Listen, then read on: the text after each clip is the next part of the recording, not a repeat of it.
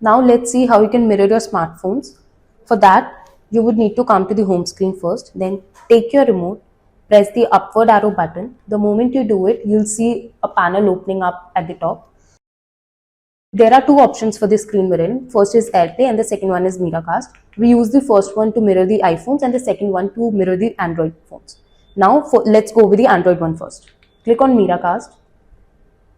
The moment you do it, you'll see a screen that will display the name of the projector, which is Beam 530. Then take your mobile phone, come to the screen mirroring option. In my phone, it goes by the name Smart View. Click on it. The moment you do it, you'll see the list of the devices and we would need to click on Beam 530. Then start now. Click on it and it's done. Now let's see how you can mirror your iPhone. Go to AirPlay option present over here.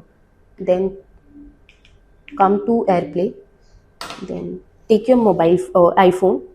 Scroll down to come to the control panel.